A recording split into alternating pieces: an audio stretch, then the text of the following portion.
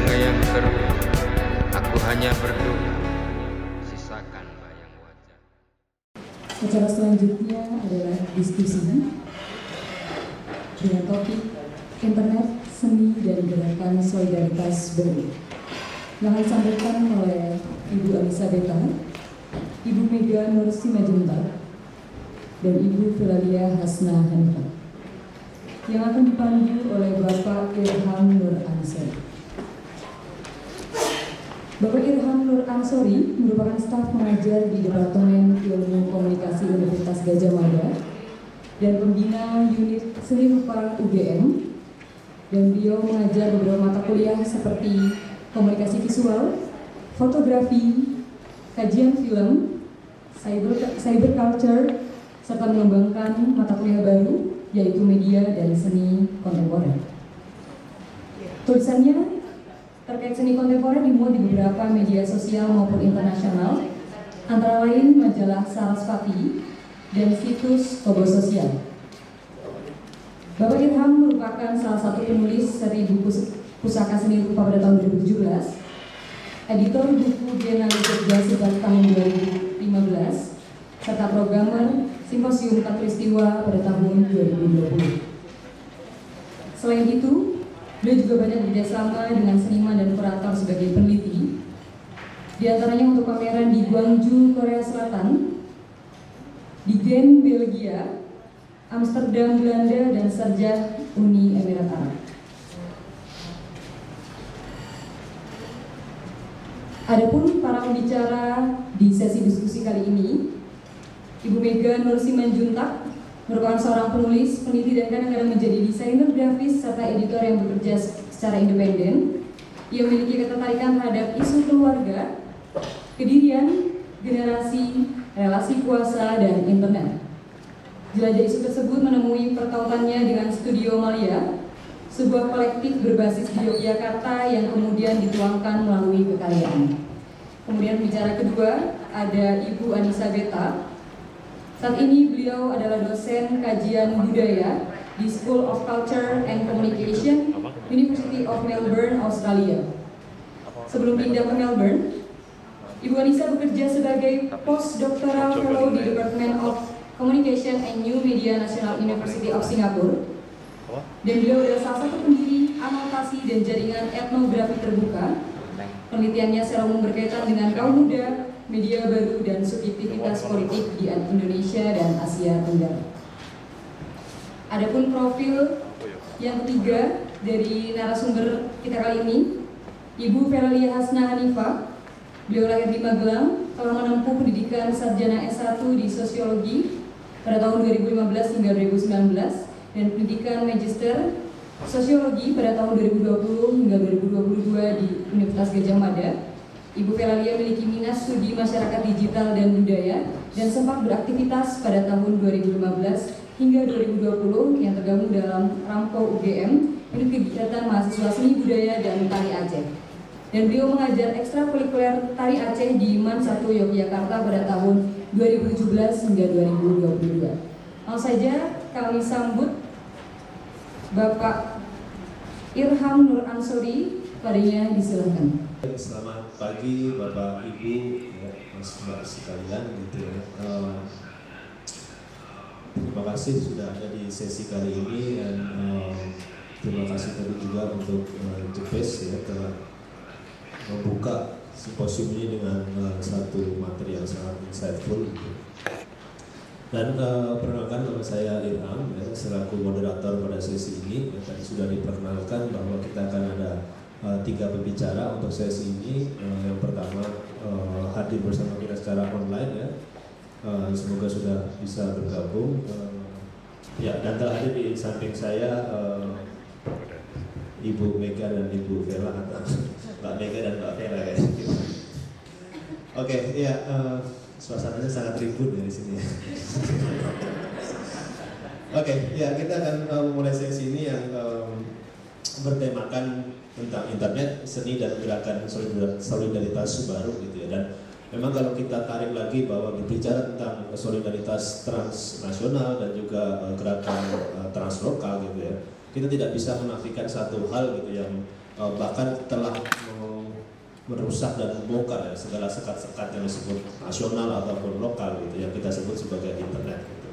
Dan kalau kita ingat lagi, memang internet itu tidak bisa dilepaskan dari gerakan-gerakan sosial yang besar di Indonesia. Misalnya tahun 98 tidak bisa dilepaskan dari grup minis ya, di email Yahoo gitu ya, bernama Apa Kabar Indonesia gitu, yang membuat banyak sekali pertukaran informasi soal bagaimana praktek politik Indonesia gitu. Di tempat lain saya pikir tidak jauh beda gitu ya, gerakan Arab Spring ya tidak bisa lepas dari gerakan internet, misalnya dari hashtag di Twitter. Dan juga dalam perkembangannya kita lihat bagaimana net art gitu ya, seni di internet juga dia terus menggunakan internet itu sendiri ya sebagai cara untuk melakukan solidaritas gitu. Meskipun kita menggunakan internet terus-menerus ya, apalagi sejak pandemi gitu, tapi tidak bisa dilepaskan bahwa banyak sekali hal dalam internet gitu yang perlu kita diskusikan lebih lanjut ya, apalagi kalau kita bicara tentang adanya seperti darknet gitu ya, deepnet gitu, belum lagi tentang blockchain gitu, sebuah teknologi yang marak yang belakangan melahirkan apa yang disebut sebagai NFT gitu. Sehingga mungkin menjadi penting untuk kita juga mengkritisi sebenarnya apakah internet itu sebuah medium atau ruang yang progresif gitu, atau jangan-jangan kita ingat bahwa di sana ada elit yang bekerja, ada pengawasan online misalnya yang terus-menerus menjadi persoalan gitu. Dan di sesi ini tentu saja kita akan diskusikan segala hal itu, bagaimana relasi antara internet, seni, dan juga gerakan solidaritas baru gitu. Oke, mungkin saya akan mengundang pembicara pertama, Dr. Anissa Beta, apakah sudah bergabung? Oke, ya. Mungkin langsung ke pembicara kedua dulu, silakan untuk Mbak Vela yang akan bicara tentang mengartikulasikan perlawanan warga melalui media sosial ya, dengan analisis wacana multimodalitas akun Twitter Wadas Melawan. Untuk waktu dan tempat saya persilakan.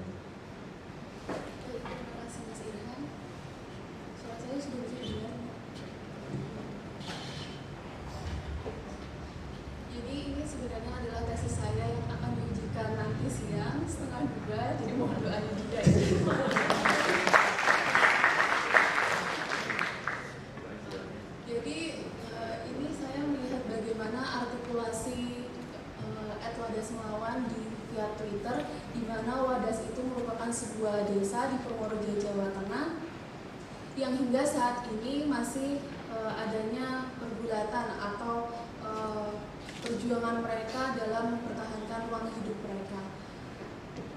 Next. Kemunculan, jadi pertama-tama saya melihat bagaimana kemunculan gerakan sosial baru yang tidak terlepas dari perkembangan industri digital, di mana pada kajian yang saya teliti, maksud saya pada kajian-kajian yang terdahulu, bahwasanya gerakan sosial baru yang dimaksud adalah gerakan yang tidak berfokus atau yang tidak ditujukan pada otoritas negara. Tetapi gerakan ini juga gerakan kolektif yang berkelanjutan, seperti gerakan lingkungan ataupun gerakan gender gitu ya misalnya. Kemudian menurut kajian Paulo Bebaude sendiri, pada pertengahan tahun 1990-an ditandai adanya gerakan anti globalisasi yang muncul di komunitas web pada komunikasi otonom atau yang dimaksud dengan komunikasi satu arah. Kemudian pada gelombang kedua itu di tahun 2010-an di mana adanya cyberpopulism atau bagaimana media sosial ini sudah terlembaga, seperti halnya Twitter yang akan saya kaji ini. Dan Twitter, mengapa saya memilih Twitter? Alasannya bagaimana Twitter ini sebagai ruang ataupun wadah bagi banyak gerakan, di mana fitur-fiturnya memiliki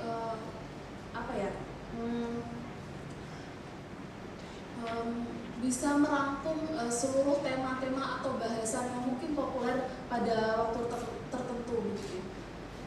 Kemudian pada tahun 2001 sampai 2022 adanya pergolakan di Wadas itu sendiri yang kemudian hashtag Wadas Melawan ataupun Wadas Melawan dari akun tersebut ini trending topik di Twitter. Kemudian selanjutnya next. Dan ini berikut adalah eksistensi Aguades Melawan sendiri, bagaimana pada tanggal 23 April sempat trending topik bagaimana ketika adanya perlawanan ataupun konflik langsung di lapangan antara warga dengan aparat, dan kemudian mereka selama mengikuti unggahannya melakukan perlawanan di via Twitter. Kemudian trending topik lagi pada tanggal 8 Februari di mana aparat juga sempat masuk ke Desa Wadas dan mereka melakukan perlawanan di sana. Lalu apa yang saya kaji? Yang saya kaji adalah narasi dan taktik mereka, bagaimana mereka mengartikulasikan wacana-wacana ekologi atau kuasa dari rencana penambangan itu sendiri. Oke, next. Dan yang saya kaji ini menggunakan wacana multimodalitas dengan termasuk metodenya juga saya menggunakan ini, dan teori wacananya juga menggunakan ini, di mana Price dan Lawan ini menjelaskan bahwasannya mood is a term that allow us to get away from using language for everything, di mana biasanya bahasa itu diasosiasikan dengan penggunaan teks. Jadi Price dan Lawan itu melihat bagaimana moda-moda ini bukan hanya sebatas pada bahasa atau teks saja, tetapi ada modalitas lain yang berguna untuk melakukan praktik komunikasi dari pembuat wacana atau pembuat moda, kemudian mengkomunikasikannya kepada audiens, dan bertujuan untuk membongkar praktik-praktik sosial di mana modalitas yang ada itu merupakan sebuah ekspresi dari perlawanan atau juga dapat menjadi alat pertarungan kelompok dalam mewujudkan wacana ini. Kemudian ditangkai oleh teori framing dari teori framing gerakan sosial dari Sloan dan Benford ini. Biasanya dia melihat bagaimana kinerja framing yang kemudian mampu menghasilkan tindakan kolektif, kemudian tindakan kolektif itu berperan dalam mewujudkan mobilisasi massa. Dan ini sekilas tentang cerita Aguades Melawan. Bertumpu pada SK Gubernur Jateng 2018, di mana Desa Wadas ditetapkan menjadi lokasi penambangan batuan andesit untuk pembangunan bendungan bener pada proyek strategis nasional. Kemudian warga merasakan keberatan atas SK tersebut karena dirasa diberlakukan sepihak, karena tidak adanya perizinan yang sampai masuk ke desa. Kemudian warga membentuk solidaritas yang bernama Kepadewa atau Gerakan Masyarakat Peduli Alam Desa Wadas. Dan pada perjalanannya berbagai upaya perjuangan langsung. Kemudian di tahun 2019 mereka merambah ke Twitter dan melakukan online campaign di sana. Kemudian ini adalah narasi-narasi yang ini mereka jelaskan. Yang pertama adalah narasi representasi identitas, bagaimana mereka mendefinisikan diri mereka sebagai kelompok yang pro lingkungan, dan di sini mereka menebalkan garis batas antara aktor-aktor yang berperan atau aktor-aktor yang di dalam gerakan atau pendukung mereka, dan aktor-aktor siapa yang di luar mereka. Kemudian selanjutnya, next. Kemudian yang kedua adalah artikulasi narasi pembingkaian, di mana mereka membingkai seluruh artikulasi ataupun pengalaman mereka tentang pengetahuan mereka tentang tanah mereka, alam Desa Wadas itu mereka sendiri. Contohnya adalah bagaimana alam Desa Wadas itu sebagai untuk penghidupan mereka. Yang kedua, bagaimana tanah itu merupakan sebuah yang juga praktik sosial budaya, di mana mereka mengimani bahwasanya konsep ketuhanan antara kepatuhan manusia itu harus sejajar ataupun harus melindungi alam gitu. Kemudian yang ketiga adalah bagaimana ancaman atas hilangnya tanah wadas untuk generasi selanjutnya. Next.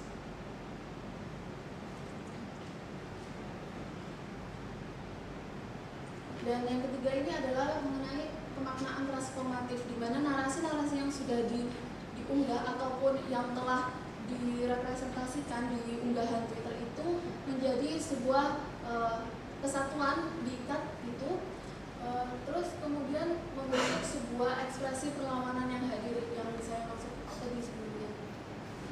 Dan selanjutnya, dan ini adalah praktik bagaimana mobilisasi mereka pada unggahan Twitter. Yang pertama adalah mobilisasi ruang, di mana mereka mengaktifkan peran-peran aktor di dalam gerakan untuk ikut serta di dalam perwujudan gerakan perjuangan gerakan langsung begitu. Di mana mereka menjelaskan panggilan solidaritas untuk bersama-sama membantu warga dalam perjuangan itu pada tanggal 8 Februari di mana aparat terjun ke lapangan gitu di Wadas.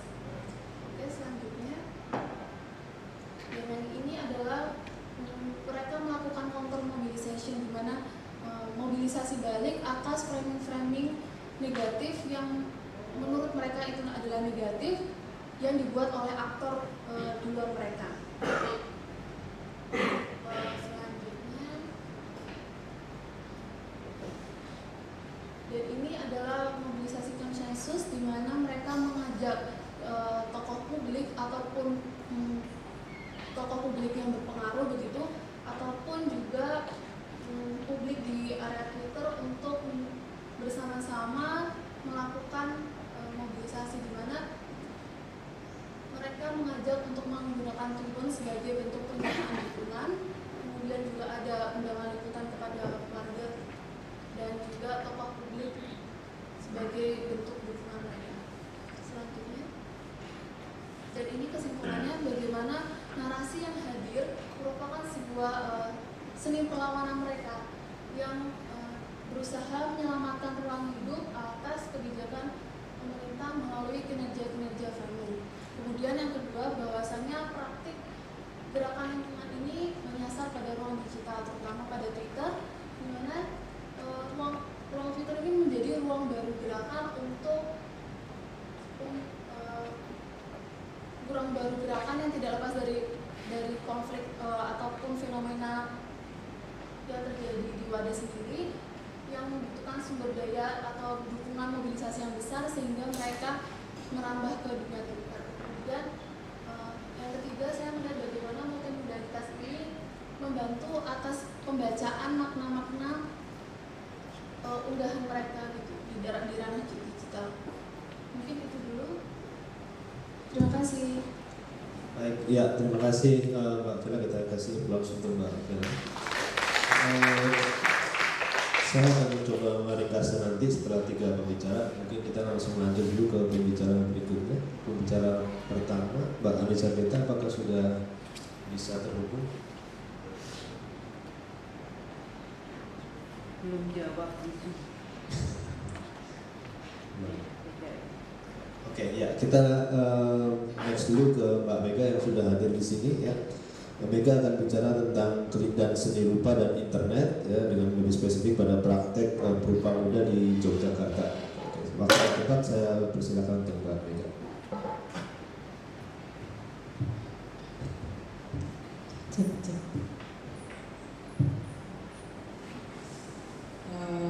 Selamat siang, Dewi sekalian. Terima kasih atas waktunya. Perkenalkan, saya Mega dari Simanjuntak. Berikut saya paparkan hasil penelitian yang saya lakukan tahun 2018, tapi karena beberapa hal baru selesai di tahun 2021 dengan judul membuka.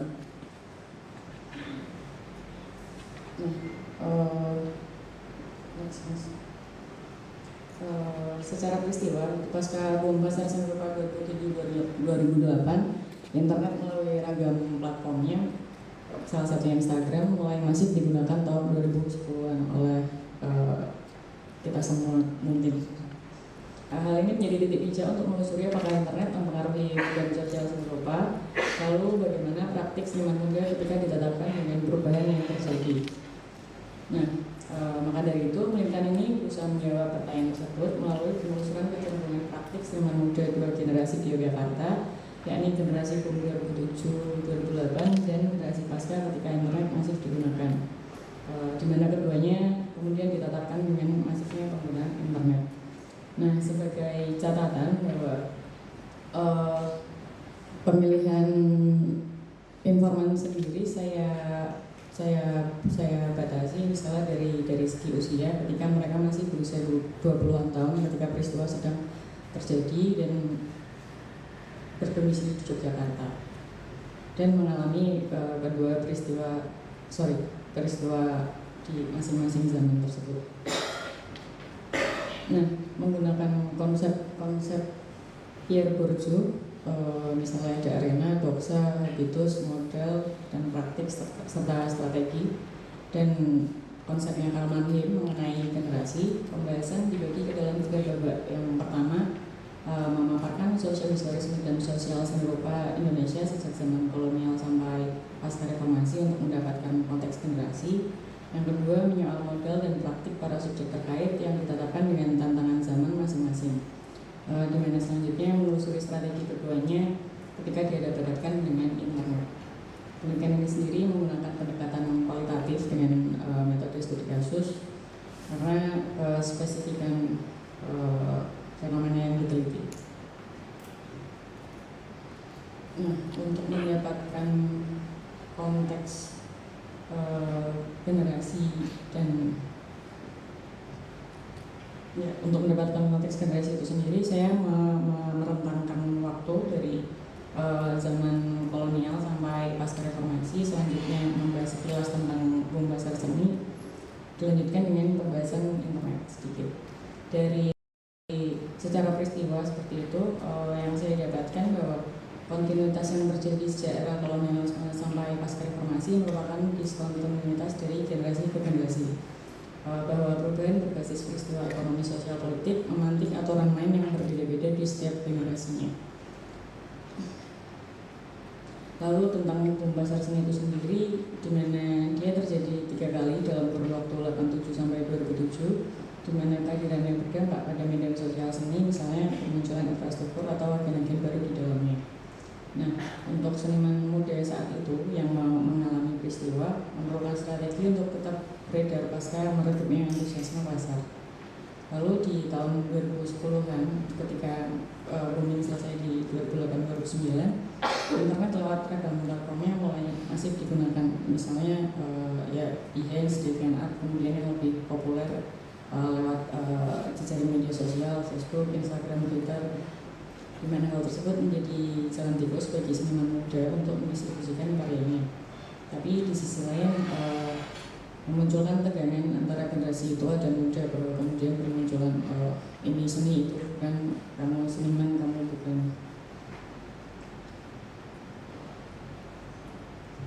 Selanjutnya setelah menyisirnya dan sosial serupa tadi, kemudian dipaparkan mengenai modal para subjek penelitian itu guna melihat posisi mereka di arena konvensional. Tapi hal ini bukan dalam kerangka generalisir, melainkan melihat kecenderungan yang muncul dari kelima subjek yang saya wawancara waktu itu. Dari sana saya dapatkan bahwa generasi boom atau yang ketika peristiwa sedang terjadi mereka masih katakanlah tergolong sebagai emerging artist atau seniman muda waktu itu, bahwa habitus mereka banyak dipengaruhi oleh generasi sebelum mereka. Bahwa kemudian akumulasi modal terjadi di ruang fisik, lalu modal sosial menjadi penting. Hal ini mungkin bisa dibayangkan semacam aktivitas nongkrong itu menjadi satu hal yang penting dilakukan untuk menambah modal sosial gitu, atau pameran di ruang fisik, baik pameran tunggal maupun pameran kelompok juga diperlukan untuk mengakumulasi modal sosial maupun modal kulturalnya. Nah, bagi generasi pasca boom sendiri atau mereka yang lebih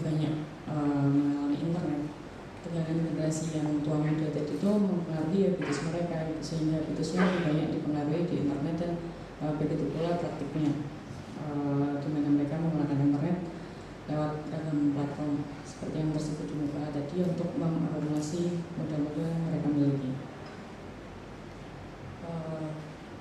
Lalu selanjutnya untuk melihat secara spesifik sendiri bagaimana misalnya perubahan yang terjadi dengan masifnya internet tadi, saya mendudukkan penghabisan seniman sebagai doksa, di mana dalam rangkaian borju doksa diamini sebagai aturan main.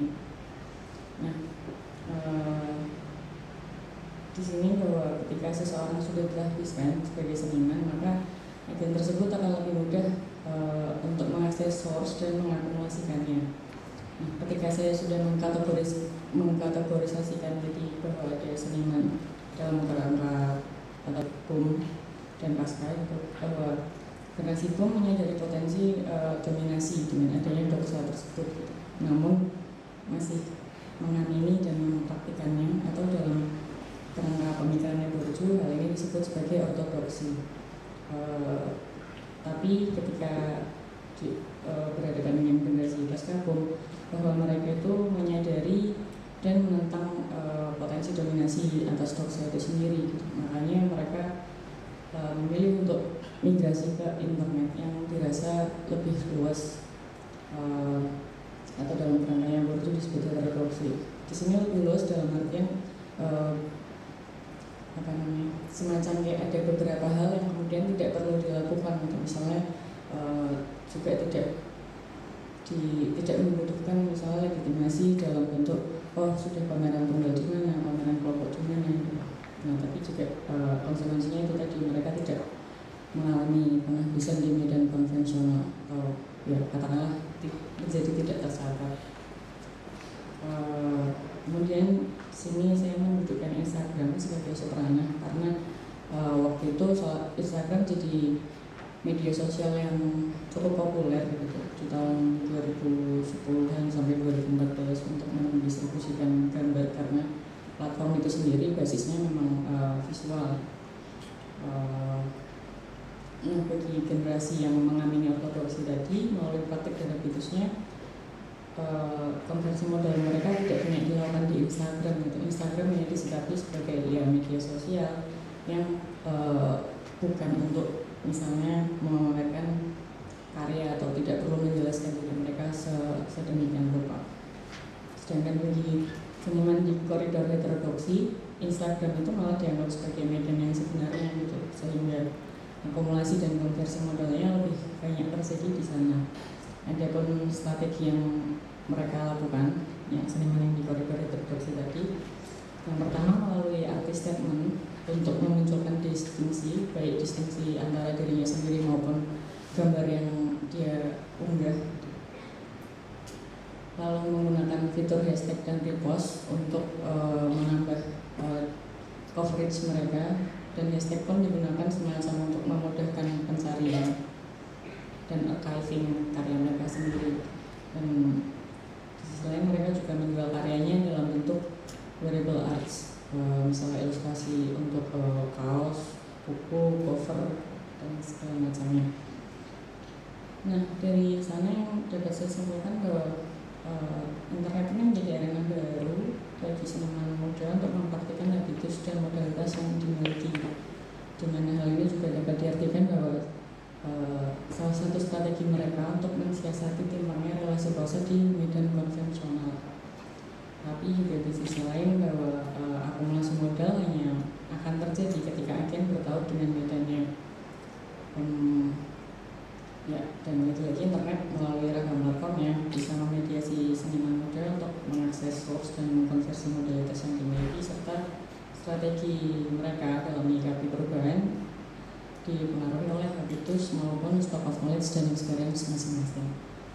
Ada limitasi kaitannya, data yang saya temukan itu tahun 2018, di mana misalnya barangkali praktik yang mereka lakukan mungkin berbeda, dan ya seperti yang kita tahu 2 tahun belakangan mungkin misalnya NFT juga mulai booming gitu, tapi pada zaman ini belum sampai ke sana. Lalu terbatas pada pandangan seniman laki-laki karena waktu itu saya belum mewawancarai seniman perempuan yang barangkali pandangannya berbeda. Yang terkait penamaan bergaya sendiri, ini adalah klaim yang saya lakukan dengan rasionalisasi di muka gitu, semata-mata untuk mencari perbedaan sebelum dan sesudah masifnya penggunaan internet.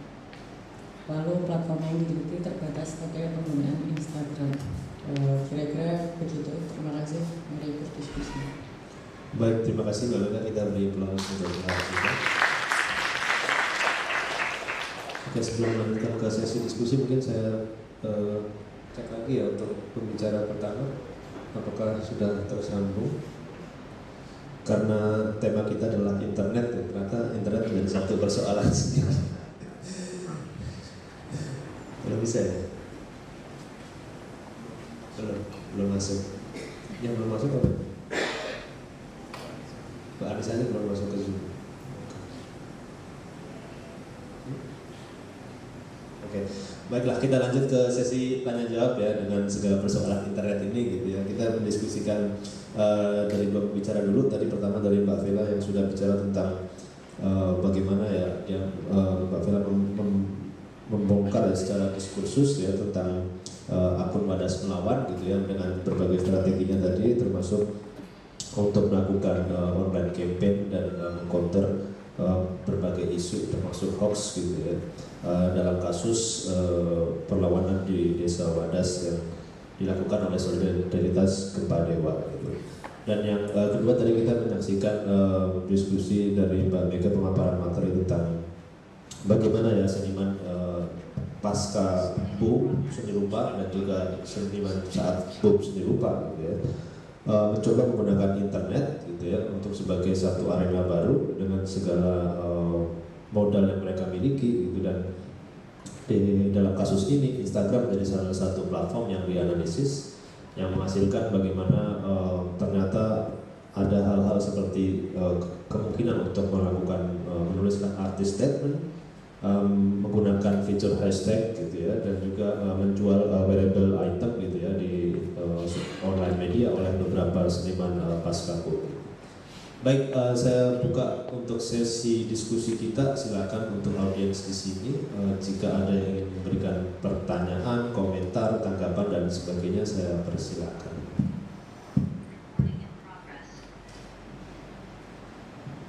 Ya, satu, ada lagi.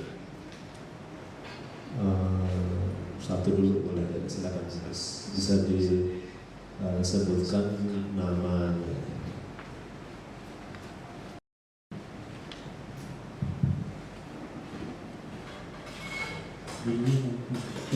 Selamat siang teman-teman.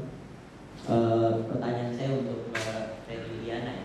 Vela, tadi yang soal analisis multimodalitas di Twitter, akun Wadas Melawan. Pertanyaan saya adalah, Twitter ini kan menarik karena platformnya memungkinkan untuk interaksi percakapan yang lebih intens. Apakah itu kemudian menjadi salah satu unit analisis di dalam tesisnya ini, penelitian ini, untuk kemudian melihat, ini kan multimodal ya, ini bukan cuma language, bukan cuma kata-kata yang dianalisis, apakah interaksi dengan akun-akun lain itu juga jadi unit analisis, artinya melihat tweet-tweet apa yang di-retweet dan apakah mereka mereply tweet-tweet yang kontra narasi mereka, apakah mereka memquote tweet-tweet yang simpatik dengan mereka. Itu sih. Terima kasih. Oke, Mas tadi Mas siapa? Dias. Mas Dias. Terima kasih Mas Dias. Mungkin sambil menunggu penanggap lain bisa langsung direspon Pak. Jangan dianggap penguji tesis. Ya Mas, makasih pertanyaannya. Jadi tadi saya belum menjelaskan mengenai limitasi penelitian saya ya. Kalau yang saya teliti itu berkenaan dengan apa yang mereka unggah saja. Jadi cuma modalitas dari segi gambar mereka, teksnya mereka, dan video yang bagaimana itu sebuah proses relasional kalau katanya Halide ya. Nah itu sih, mungkin itu sih Mas. Apakah menjawab ya? Ya, silakan tanggapan. Mungkin tanggapannya. Menurut Mbak Vela, apakah kemudian interaksi semacam itu tuh potensial untuk kemudian dianalisis dan oke, ini tidak masuk dalam risetnya ya, tapi sepanjang pengamatan Vela gitu, gimana kira-kira interaksi Wadas melawan ini terhadap akun-akun lain? Dalam artian pembacaan garis besar aja, kayak misalnya di Twitter kan seringkali tuh akun-akun yang followernya sudah banyak, akun-akun besar kemudian sengaja meretweet tweet yang kontra narasi mereka untuk kemudian dalam tanda kutip digeprekin sama followernya.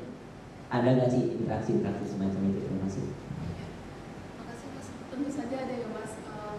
Karena mereka juga mendukung gerakan lain, gerakan lingkungan lain. Contohnya yang gerakan di Ponorogo dan gerakan-gerakan lainnya supaya dan itu sebagai bentuk support mereka. Mereka juga kan membutuhkan sumber mobilisasi yang besar gitu. Bagaimana mereka juga melakukan perlawanan yang aktor perlawanan mereka tuh bukan gerakan lain tetapi dominasi kuasa negara gitu. Jadi mereka bersama-sama atau mereka melakukan jejaring dengan gerakan di luar aktor gerakan itu sendiri. Itu sih Mas. Ya, baik Mas Dias, sudah jelas diskusinya. Saya juga sebenarnya ada satu tanggapan terkait dengan penelitian Mbak Vela juga gitu ya. Tentang sebenarnya kalau kita lihat tadi sebenarnya yang diteliti itu lebih ke akunnya saja gitu ya. Fokusnya membaca apa yang di-share oleh akun gitu. Padahal sebenarnya kan Twitter punya kemampuan interaktif yang sangat jelas dengan hashtag gitu ya. Misalnya hashtag itu bisa kemudian digunakan untuk menguatkan gerakan itu sendiri. Nah sebenarnya sempat diamati nggak sejauh mana misalnya hashtag itu sendiri, baik hashtag Save Wadas maupun Wadas Melawan ya, digunakan juga misalnya oleh aktivis yang kelompok yang lain atau misalnya bahkan ya, solidaritas dari misalnya praktisi yang lain seperti seniman gitu. Sempat sampai sana. Kalau yang saya amati karena emang cuma fokusnya di akunnya saja, jadi tidak melebar untuk melihat itu sih Mas. Tapi kalau sepenglihatan saya, tagar ini mempunyai fungsi yang cukup membantu gerakan-gerakan lingkungan untuk menyebarkan tujuan atau wacananya mereka gitu Mas. Iya karena menurut saya salah satu kemampuan dari internet kan juga kemampuannya untuk membuat sesuatu menjadi viral gitu ya.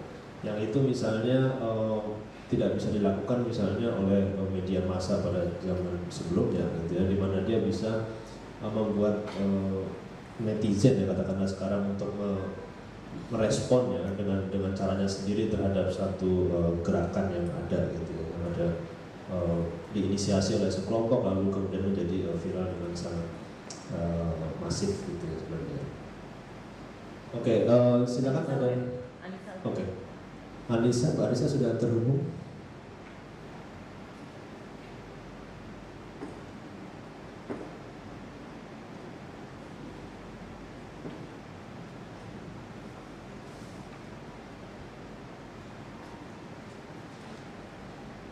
Baik Mbak Anissa, bisa dengar suara saya?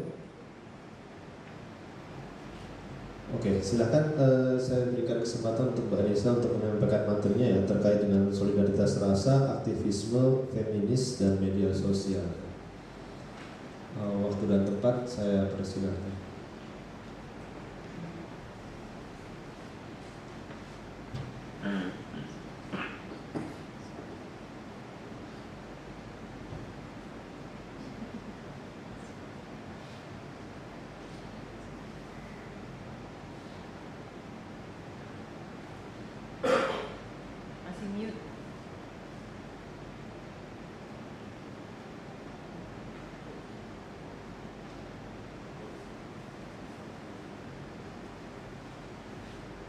Bisa dicoba lagi Mbak?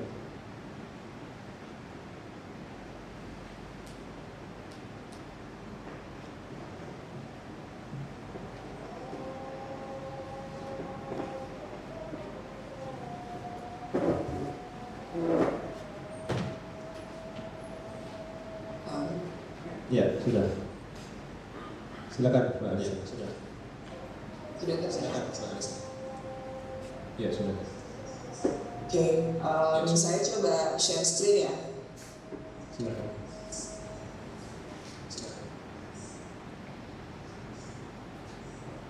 Sudah terlihat? Sudah. Sudah. Oke, terima kasih teman-teman, dan maaf arrangementnya. Nama saya Anissa. Saya nggak tahu kira-kira berapa waktu yang saya bisa pakai waktu berapa lama supaya saya juga menyesuaikan. Mungkin 10 sampai 15 menit. Mungkin 10 sampai 15 menit. Oke, ya terima kasih. Nama saya Anissa Beta, saya dosen Cultural Studies di University of Melbourne di Australia. Presentasi saya hari ini akan fokus ke gagasan solidaritas rasa atau affective solidarity. Tujuan dari presentasi saya hari ini adalah untuk menawarkan cara pandang atau mungkin kerangka berpikir untuk masa depan, khususnya aktivisme feminis dan secara luas feminisme di Indonesia. Gagasan solidaritas rasa ini bukan gagasan yang saya buat, tapi datang dari ahli teori feminisme, Profesor Claire Hemmings di London School of Economics. Harapan saya di presentasi ini adalah untuk menggunakan gagasan tersebut, mengintegrasikan ulang untuk teman-teman di Indonesia, dan mudah-mudahan dapat umpan balik dari teman-teman juga, terutama terkait aktivisme feminis di Indonesia yang sekarang sangat menjamur di media sosial.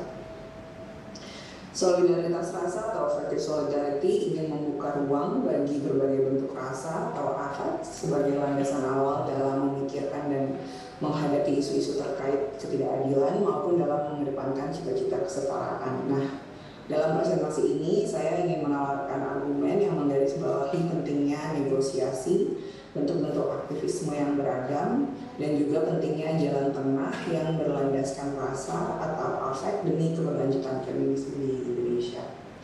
Sebelum saya lanjut ke studi kasus saya ingin secara singkat membahas definisi solidaritas rasa atau affective solidarity ini terlebih dahulu. Dalam mendefinisikan gagasan ini, Profesor Hemmings melihat pentingnya keluar dari pengalaman individual agar kapasitas pergerakan feminisme jadi lebih baik. Jadi mungkin kita sering mendengarkan istilah the personal is political kalau sedang membahas feminisme ya. Tapi gagasan affective solidarity ini justru ingin mempertanyakan lagi kesadaran kita secara ontologis, siapa kita, dan epistemologis, bagaimana kita mengetahui apa yang kita ketahui dalam merasakan dan mengalami ketidakadilan, perbedaan, dan tentu keinginan untuk memperbaiki keadaan dan masa depan. Ketika membahas rasa atau affect dalam solidaritas feminis yang paling sering muncul, dan saya yakin rekan-rekan yang ada di acara juga tahu, yang sering dikedepankan adalah rasa empati. Rasa empati memang kunci dalam politik pergerakan feminisme yang mempertanyakan dan melawan sistem-sistem opresif. Tapi mungkin kita juga perlu ingat bahwa empati sering dilabeli atau dimanfaatkan oleh orang-orang yang diuntungkan oleh kekuasaan, dan lalu sering dilihat sebagai rasa yang feminin, rasa perempuan.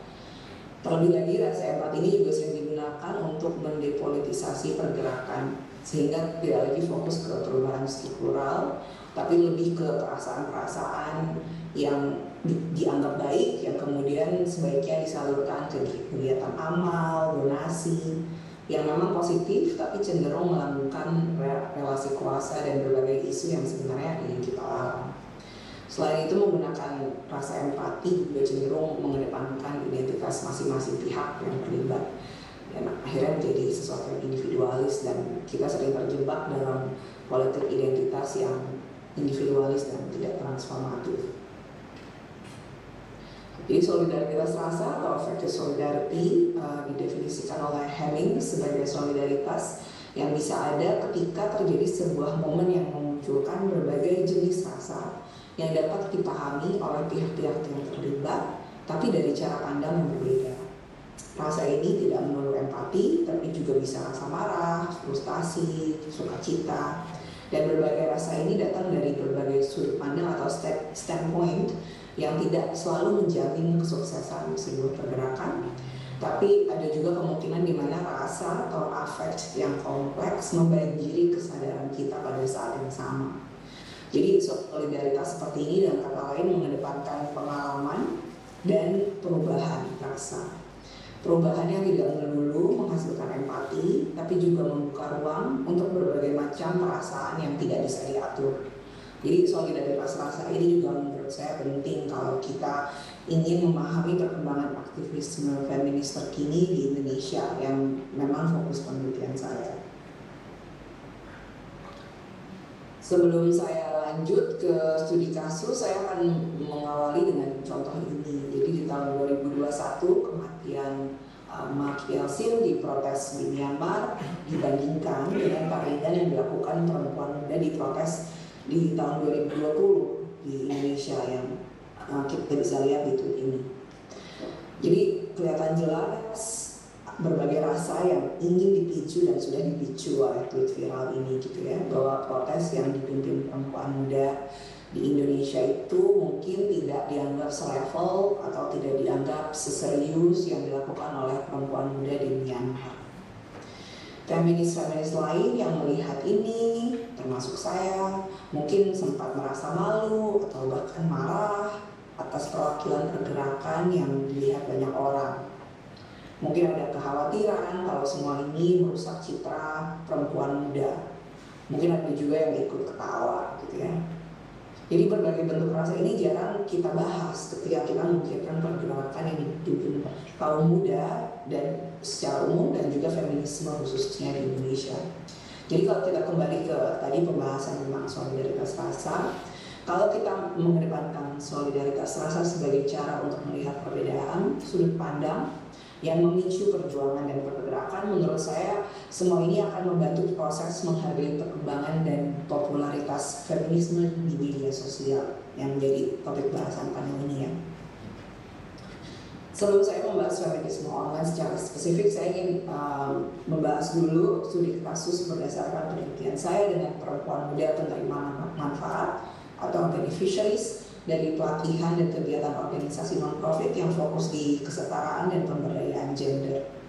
Jadi proyek ini saya lakukan dengan rekan penelitian saya, Rian Febrianto dari Pustaka atau Pusat Kajian dan Advokasi Perlindungan dan Kualitas Hidup Anak di Universitas Indonesia. Jadi bersama dengan 12 aktivis dan perempuan muda yang terlibat di berbagai kegiatan NGO internasional, kami berbincang mengenai pengalaman perempuan muda dalam berbagai kegiatan dan pelatihan kesetaraan gender. Salah satu peserta penelitian kami, Mira, bukan nama sebenarnya, berbagi kalau dia sempat diundang untuk ikut event internasional untuk membahas perkawinan anak di Kanada dan kemudian bertemu Melinda Gates.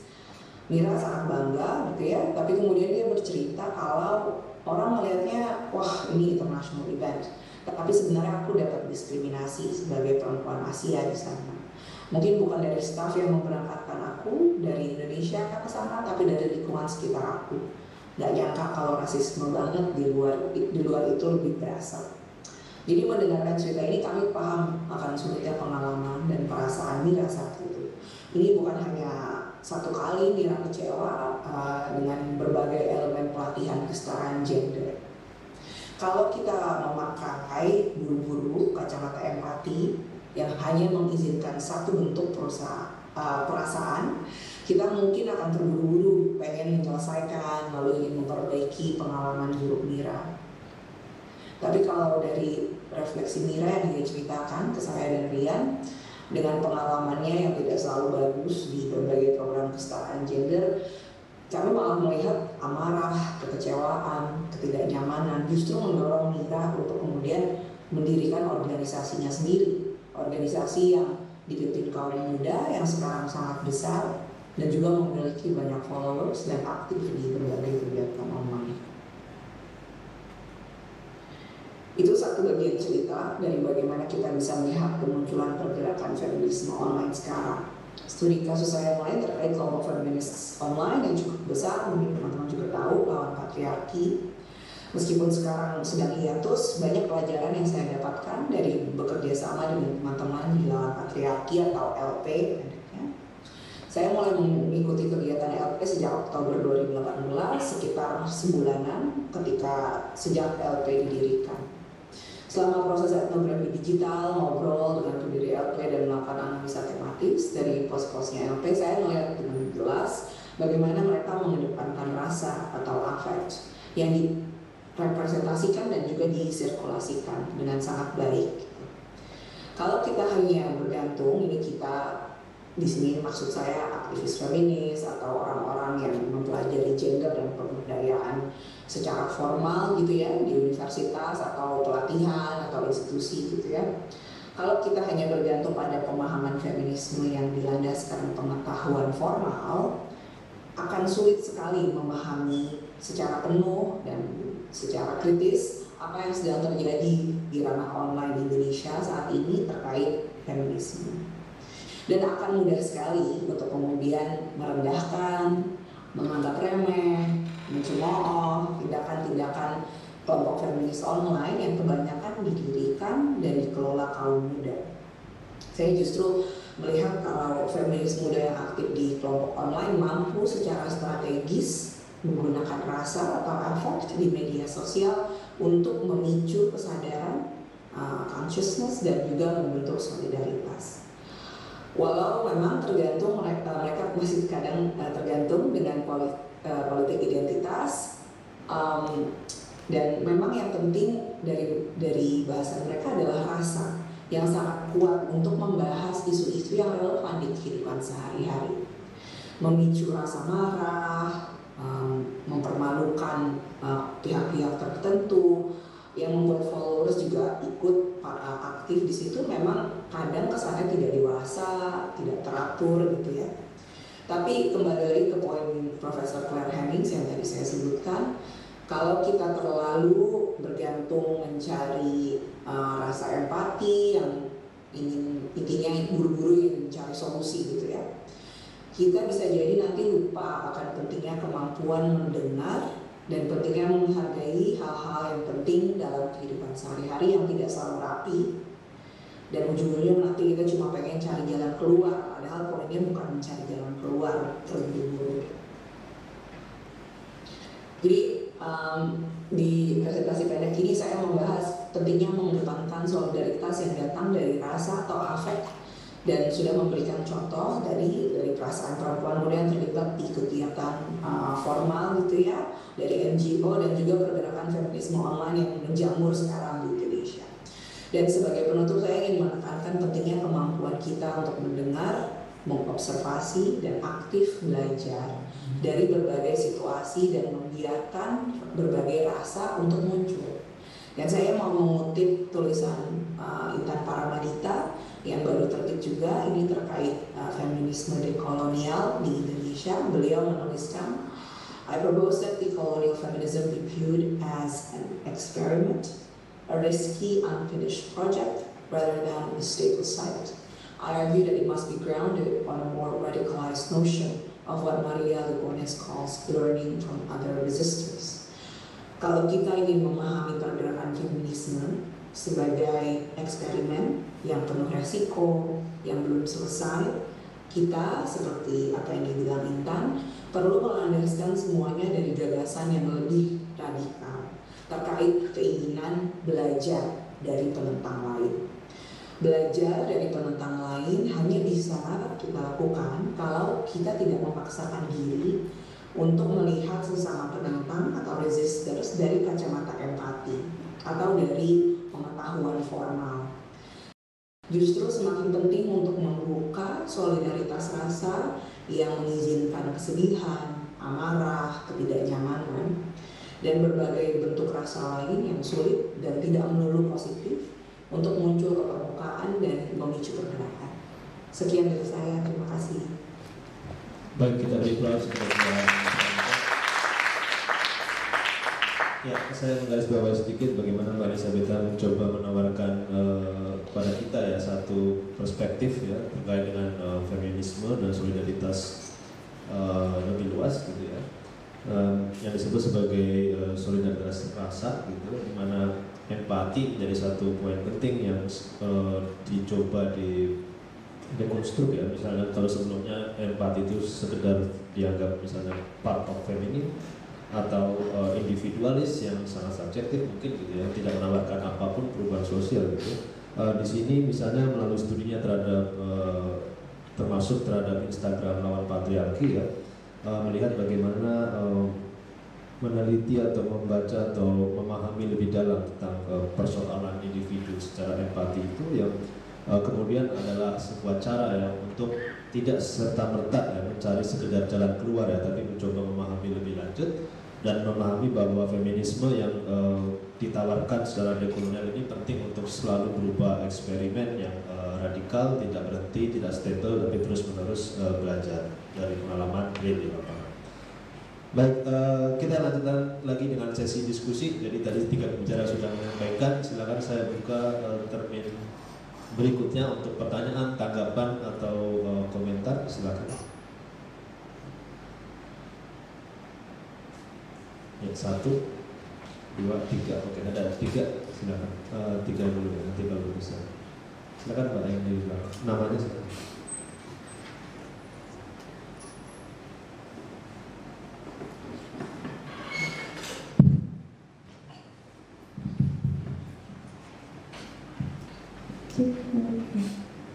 Sebelumnya perkenalkan, saya Pranti Nadia. Saya mau nanya ke kakak yang tadi baru saja presentasi. Sebenarnya saya lebih menanyakan ke dasarnya sendiri, mungkin saya masih penasaran juga gitu. Feminisme itu kan sebenarnya lebih ke arah ke politik gitu, sementara yang tadi kakak tawarkan itu lebih ke empati gitu. Nah saya bilang apakah politik itu kan lebih ke arah keras gitu ya, jadi kayak kurang agak berbanding terbalik gitu. Jadi bagaimana cara menjelaskan feminisme sendiri gitu. Terima kasih. Baik, terima kasih. Pertanyaan kedua tadi di sini.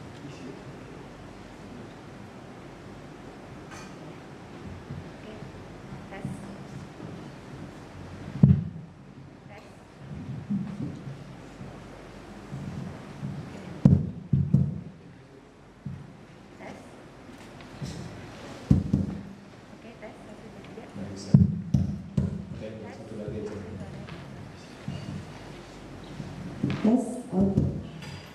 Saya Ken mendengar paparan Anissa barusan, lalu juga tadi mendengar presentasi dari Vela, saya jadi ingin mensintesikan gitu.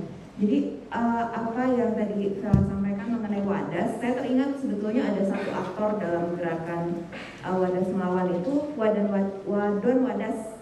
Nah itu kan diinisiasi oleh perempuan-perempuan di Wadas gitu ya. Lalu juga saya ingin kaitkan dengan apa yang sudah disampaikan oleh Kak Anissa tadi, bahwa ternyata bisa aktivisme yang dilakukan oleh aktor-aktor perempuan, dalam hal ini kasusnya adalah Wadon Wadas ini, memberi warna gitu ya, memberi warna lain pada aktivisme yang tidak melulu kemudian mengedepankan empati atau apa yang tadi sudah disampaikan oleh Anissa. Cuma saya khawatir begini, apakah apa yang terjadi di kasus Wadon Wadas ini, apakah itu hanya sebuah trik gitu ya, sebuah strategi yang sebenarnya nggak apa-apa juga gitu, bisa efektif juga dalam sebuah aktivisme perlawanan, tapi kemudian pengedepanan aktivisme perempuan dalam satu rangkaian aktivisme gitu hanya menjadi sekedar strategi gitu, tapi aktornya tetap si laki-laki gitu, misalnya seperti itu. Minta tanggapan aja dari Vela dan juga Anissa. Terima kasih. Baik, terima kasih Mbak Ken. Pertanyaan ketiga, ya silakan yang di belakang.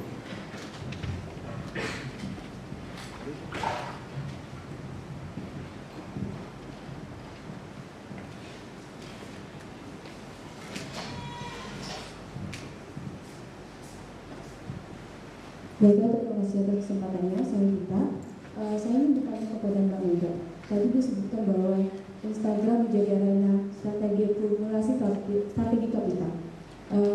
Disebutkan bahwa kapital sosial adalah akumulasi untuk menjadikan aktor tersebut menjadi berbeda.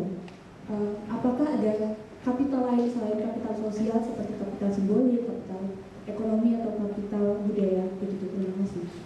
Baik. terima kasih Mbak Gita.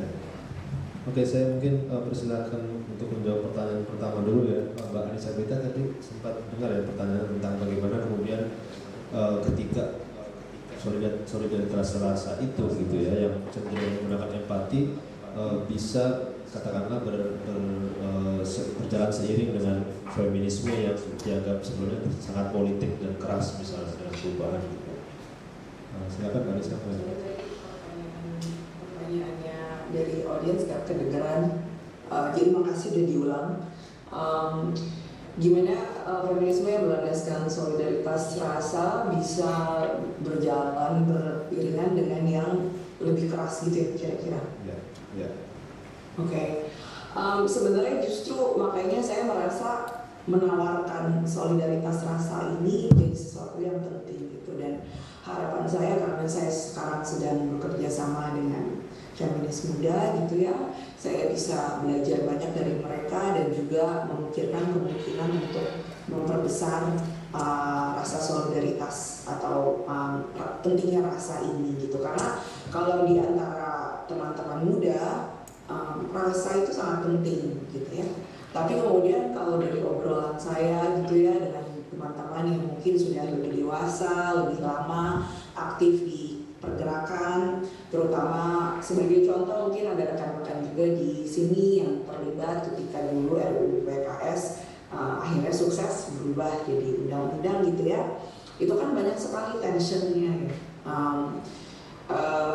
Rasa tidak enak di antara yang senior dan yang junior, dan justru terkadang yang saya dengar malah yang junior ini yang sebenarnya rajin sekali mengekspresikan perasaan, rajin sekali meluapkan keinginan, kemudian ditekan rasanya oleh yang lebih dewasa gitu ya, untuk kemudian aduh jangan terlalu galak, jangan terlalu emosional gitu.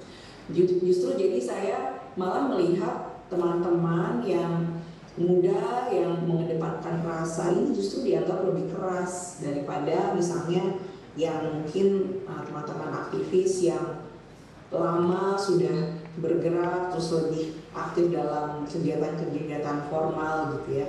Jadi kalau saya sih melihat justru rasa itu bisa berjalan lumayan berkesinambungan dengan yang dianggap keras. Justru yang kurang nyambung justru adalah dengan yang formal atau yang state feminist gitu ya, yang lebih tertarik dengan perubahan-perubahan legalistik yang sebenarnya penting, tapi terkadang karena keterlindanan mereka dengan kuasa, dengan power, akhirnya suka tidak mau menghadapi luapan emosi gitu. Mudah-mudahan menjawab, tapi saya tentu belum tahu jawaban pastinya dari pertanyaan itu, masih belajar juga.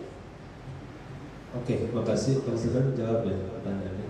Tapi saya tertarik untuk merespon lebih lanjut, bisa ya Mbak Anissa ya. Misalnya sebenarnya dari teori atau gagasan solidaritas rasa itu sebenarnya ketika Claire Hemmings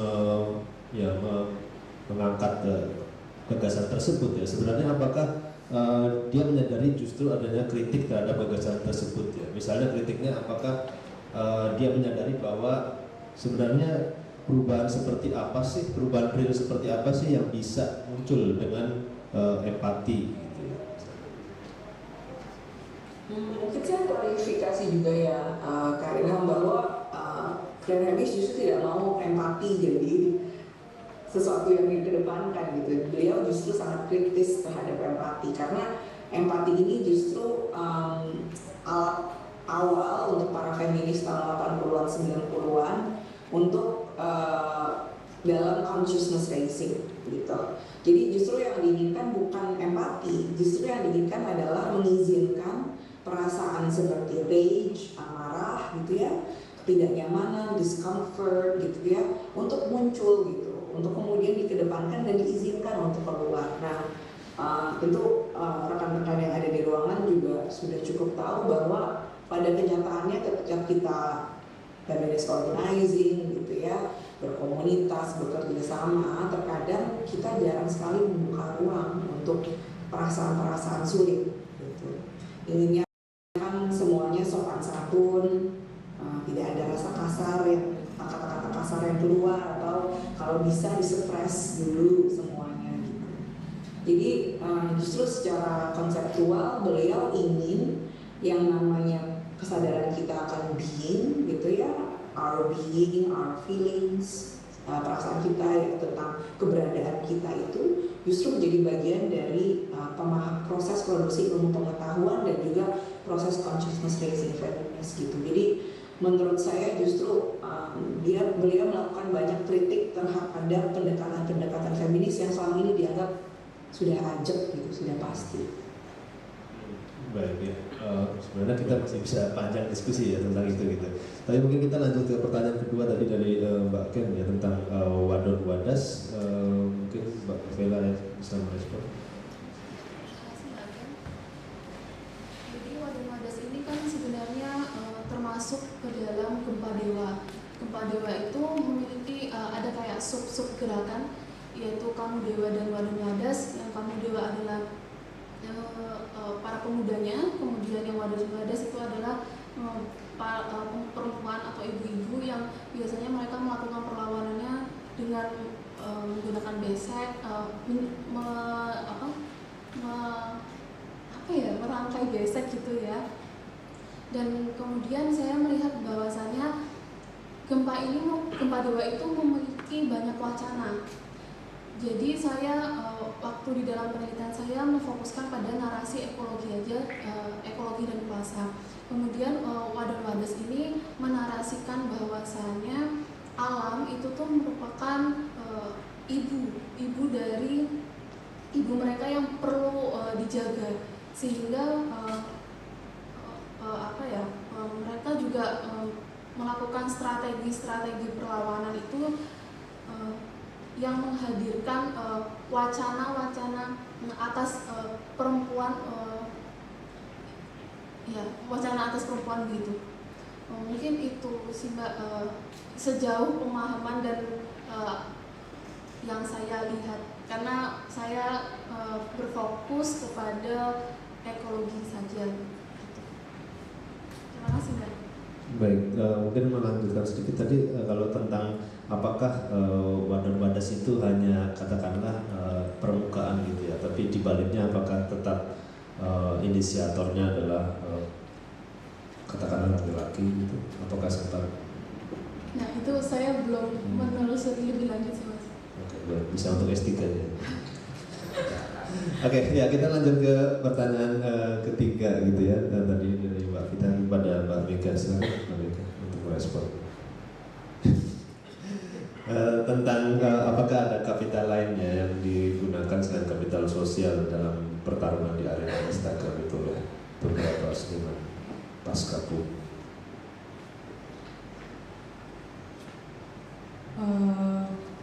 Ada nggak ada sih Mbak kecenderungannya, kayak adanya mungkin bisa dilihat misalnya model simboliknya atau kulturalnya, misalnya ketika si salah satu seniman saya ini diajak salah satu informan saya ini misalnya diajak kolaborasi dengan brand ternama kayak gitu. Nah itu akan cenderung mereka posting juga sebagai salah satu cara untuk mewujudkan atau semacam, jadi modalnya itu juga tangible gitu loh, kelihatan bahwa toh aku juga direkognisi oleh misalnya brand ini atau kelompok yang lain semacam itu sih. Jadi selain modal sosial tentu ada modal simbolik misalnya gitu. Tapi saya coba menambahkan atau melanjutkan pertanyaan tadi ya. Sebenarnya apakah kemudian mereka membangun arena sendiri dalam karir kesenimannya, gitu, kesenimanannya, gitu ya? Atau itu hanya satu batu loncatan untuk kemudian tetap mengikuti jejak seniman boom, gitu ya, di mana kembali menjual karya di galeri, kembali ikut pameran yang sifatnya offline, gitu, Arjok lah atau Biennale lah. Di situ tadi Mas saya mendudukannya Instagramnya sebagai salah satu subranah gitu, karena kalau misalnya ngomongin praktiknya atau distribusi karya mereka, ada yang memang sepenuhnya tuh di internet aja gitu, dia nggak lari ke media konvensional gitu, atau ke balai atau ke lain-lain sebagainya itu, karena apa ya, itu tadi semacam di internet tuh apa ya, quote and quote gitu ya, senioritasnya tuh kayak nggak terasa gitu. Jadi nggak cost untuk menjadi seniman itu sendiri sih semacam tidak terlalu besar juga. Terus apa sih? Ya, apakah dia kemudian harus ke pameran offline gitu? Enggak, Mas. Cuman di sini yang perlu dicatat juga bahwa kita melihatnya bahwa media sosial itu satu whole social world gitu ya, yang dimana internet lewat Instagram juga itu bukan berarti dia satu hal yang terpisah sepenuhnya, tapi saling ulang-alik juga gitu sih. Gitu ya. Iya. Oke. Ya karena sebenarnya tadi juga sama sekali tidak ada nama seniman disebut juga ya. Apakah ini karena mereka tidak ingin disebut namanya atau mereka malu-malu disebut namanya gitu ya. Nah, nanti mungkin kita bisa diskusi lebih lanjut sambil makan siang gitu. Oke, karena waktu yang sudah terbatas dan kita perlu istirahat tentu saja ya, karena seni juga butuh istirahat, apalagi kuliah-kuliah seperti ini gitu. Saya tidak ingin menyimpulkan, tapi terima kasih sekali untuk ketiga pembicara. Kita beri aplaus kembali untuk Mbak Anissa Abeta yang sudah kembali mengingatkan kita tentang problem dalam teori feminisme dan gerakan feminisme gitu, dengan studi kasus di internet tadi ya, dengan satu gagasan solidaritas rasa. Lalu Mbak Vela yang tadi sudah memaparkan studinya terhadap akun Wadas Melawan gitu ya, sebagai satu bentuk aktivisme online dan juga cara membangun solidaritas di dunia maya.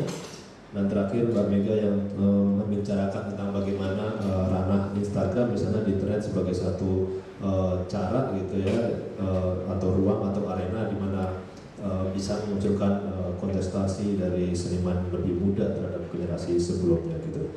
Tidak ada kesimpulan yang saya ingin tawarkan, tapi marilah kita saling menyimpulkan sendiri bagaimana internet ya menjadi satu hal penting untuk dikaji ketika kita membicarakan tentang solidaritas transnasional dan gerakan translokal. Baik, saya tutup. Selamat siang, terima kasih semuanya.